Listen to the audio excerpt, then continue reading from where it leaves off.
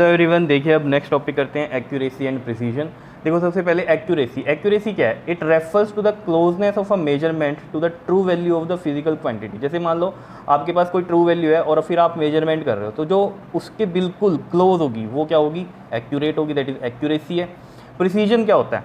A measurement having more number of significant figure is more precise, मतलब cleared. Precise मतलब क्या होता है? ज़्यादा क्लियर्ड है वो वैल्यू हमें, ठीक है। तो जिसमें ज़्यादा सिग्निफिकेंट फिगर होंगे वो ज़्यादा प्रिसाइज होगी, ठीक है, वो बहुत ज़्यादा क्लियर्ड है। क्लियर?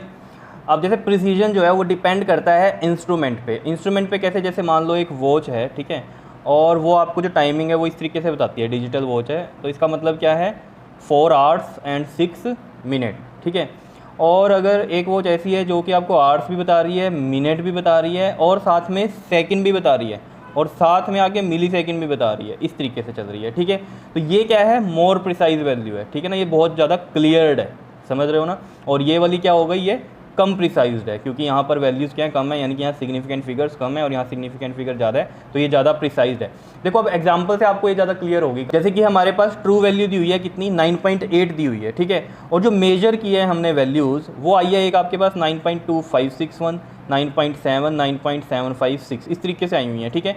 तो देखो जो ट्रू वैल्यू के क्लोज है वो कौन सी वैल्यू है इसमें से अगर आपको दिखाई दे रही है, ठीक है, तो ये 9.7 है, तो ये क्या होगी?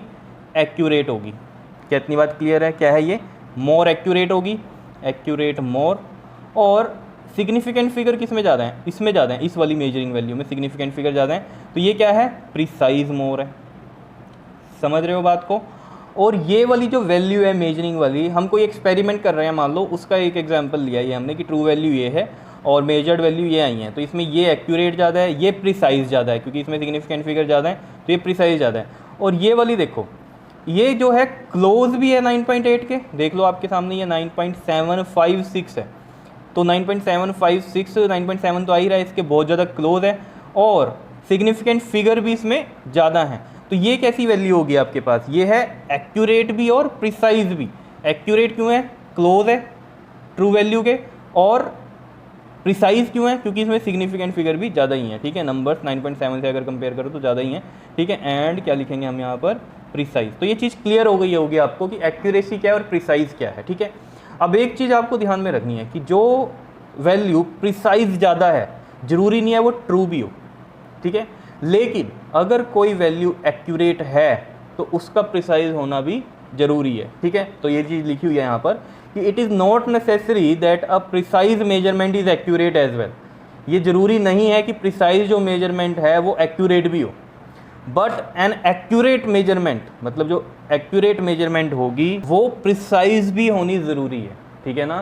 तो यही चीज़ लिखी हुई है, but an accurate measurement should be precise as well, precise भी होना उसका ज़रूरी है। तो इसका मतलब जैसे यहाँ पर ही हमने देखी थी वैल्यू, तो 9.756 बिल्कुल सही थी, एक्यूरेट भी है और प्रिसाइज भी है, समझ रहे हो। अब जैसे ये प्रिसाइज वैल्यू थी, ये तो कहीं भी आसपास नहीं थे ट्रू वैल्यू के, ठीक है ना। तो प्रिसाइज वैल्यू का जरूरी नहीं है कि वो ट्रू भी होगी, लेकिन हाँ जो एक्यूरेट है उसका प्रिसाइज होना जरूरी है, उसे हमें प्रिसाइज करना ही होगा, ठीक है। क्लियर है कहानी इतनी या नहीं? अब देखो जरा लास्ट में जो हमारे पास लाइन है वो क्या है कि an instrument with lowest least count will give more precise value. अब लोवेस्ट लीस्ट काउंट जिस इंस्ट्रूमेंट का होगा वो ज़्यादा प्रिसाइज वैल्यू देगा। तो सबसे पहले आपको पता होना चाहिए कि लीस्ट काउंट क्या होता है, कि जो इंस्ट्रूमेंट स्मॉलेस्ट वैल्यू को मेजर करता है, स्मॉल से स्मॉल वैल्यू को मेजर करता है, वो उसका लीस्ट काउंट होता है। जैसे कि आप एक एग्जांपल लेके चलो, जैसे आपने अपना स्केल तो देखा ही होगा, ठीक है, ऐसे होता है ना, ये आपके पास यहाँ जैसे 1 लिखा हुआ है, ठीक है, उसके बाद होता है ये 3 4 इस तरीके से, और ये 5 ऐसे, फिर 1 2 3 4 और ये आपके पास ऐसे, ठीक है, तो ये 2 ऐसे चलता है ना ये, ठीक है। अब देखो ये 1 से लेके 2 तक ये कितना है? 1 सेंटीमीटर है, लेकिन इसमें छोटी से छोटी वैल्यू ये चीज़ मेजरमेंट हो रही है, तो ये कितना है? इनके बीच में देख लो ये कि टोटल कितनी लाइंस होती हैं? 10 होती हैं। तो देखो इस तरीके से चलता है ये 1, और टोटल जो मेजरमेंट है ये कितनी लाइंस का है? ये आपके पास 10 का है। तो आपके पास ये पता चल गया कि ये वाला जो छोटा गैप है ये कितना मेजरमेंट कर रहा है? 0.1 सेंटीमीटर का। समझ रहे हो, मीटर स्केल होते हैं ना जो हमारे, तो ये 0.1 सेंटीमीटर जो होता है इसका लीस्ट काउंट होता है। मतलब क्या? स्मॉल से स्मॉल वैल्यू कितनी मेजर करता है, ठीक है। तो जितनी इंस्ट्रूमेंट स्मॉल वैल्यू को मेजर करेगा वो उतनी ही क्या होगी? प्रिसाइज होगी। क्या इतनी बात समझ में आ रही है या नहीं? जैसे कि ये तो मीटर स्केल हो गया, एक वर्नियर कैलिपर होता है, ठीक है, वो भी एक स्केल की तरह ही होता है, ठीक है।